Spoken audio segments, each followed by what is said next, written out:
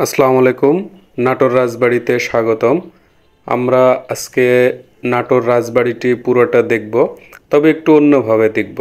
আমরা রাজবাড়ির ভিতর ঢুকে একেবারে সোজা চলে এসেছি শেষের দিকে, তারপরে এখান থেকে দেখা শুরু করেছি। এই যে দেখুন, যে বিল্ডিংগুলা, পুরানো বিল্ডিং বা প্রাসাদগুলা দেখতে পাচ্ছেন, এইগুলা অনেক পুরানো।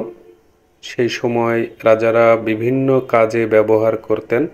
কোনটা কি কাজে ব্যবহার করতেন সেটা এরকম ছোট ছোট সাইনবোর্ড দিয়ে লেখা আছে। এই যে দেখেন, ডান পাশে আরেকটি ভবন, যেটিও সেই সময়কার অনেক পুরানো। এটি স্থাপত্য শিল্প অনেক সুন্দর। এর পাশে একটি লেকটাও অনেক বড়।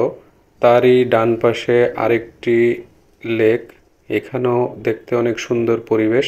এরই বাম পাশ দিয়ে পুরাতন আরও কয়েকটি বিল্ডিং, যেটা দেখতে খুবই সুন্দর লাগে। এটি পুরাতন একটি প্রাসাদ। এর থেকে একটুখানি সামনে এগিয়ে গেলেই আরও কয়েকটি পুরাতন রাজপ্রাসাদ। এই প্রাসাদগুলো মূলত রাজারা বিভিন্ন কাজে ব্যবহার করত সেই সময়।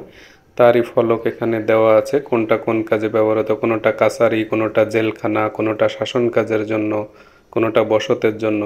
এই যে ঘোড়ার গাড়ি, এখান থেকে সামনে এই বিল্ডিংয়ের পাশ দিয়েই আমরা আরেকটু সামনে এগিয়ে যাব।